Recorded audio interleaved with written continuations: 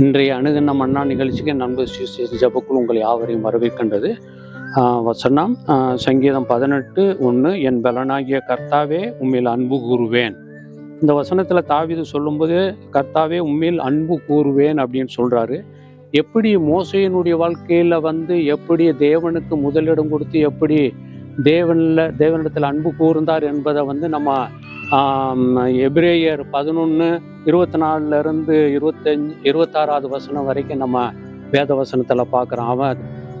அவன் விசுவாசத்தினாலே பெரியவனான போது பார்வோனின் குமாரத்தின் மகன் எனப்படுவதை வெறுத்து அவன் என்ன வெறுக்கிறான்னா இன்னொன்று நேசித்தா மட்டும்தான் இன்னொன்று வெறுக்க முடியும்.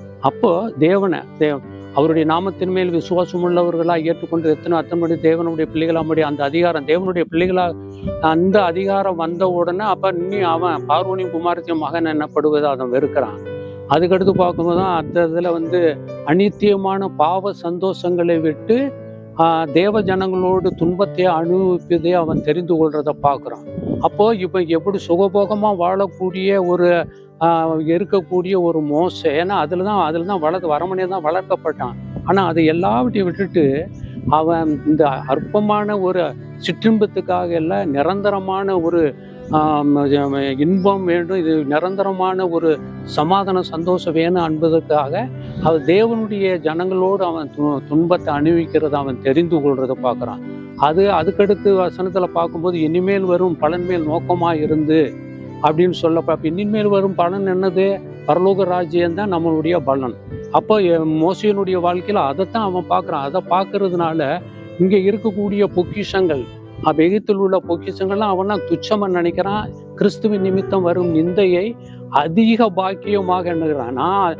அதுதான் எனக்கு ஒரு பாக்கியம் அப்படின்னு சொல்லிட்டு எண்ணி அவனுடைய வாழ்க்கையில் அது தெரிந்து கொண்டதுனால தான் அந்த அரமனை வாழ்க்கை, அந்த சிற்றின்பம், அந்த இதெல்லாம் விட்டுட்டு தேவனுடைய பிள்ளைகளோடு தேவனோடு அவன் இருக்கிறதான் அவன் மோசேயினுடைய வாழ்க்கையில் அவனுடைய வாழ்க்கையில் நம்ம இந்த வசனத்தின்படி பார்க்குறோம். தேவன் தாமே அதன்படி நம்மளுடைய வாழ்க்கையிலையும் கூட மோசையை போல நம்ம இதை வெறுக்கணும். தேவனுக்கு பிரியமில்லாத காரியத்தை வெறுத்து சிற்றின்பங்களை வெறுத்து தேவ ஜனங்களோடு துன்பத்தை அனுபவிக்கணும். அது மாதிரி அது மற்ற எந்த சொத்து சுகங்களோடு அதனுடைய மேலே கரிசனை வைக்காதபடி நம்ம கிறிஸ்துவின் நிமித்தம் நிந்தையை அனுபவிக்கிறதுக்காக அதுதான் என்னுடைய பாக்கியம் என்று சொன்னது போல நம்முடைய வாழ்க்கையில் அப்படிப்பட்ட பாக்கியத்தை பெற்றுக்கொள்ள தேவன் உதவி செய்வாராக.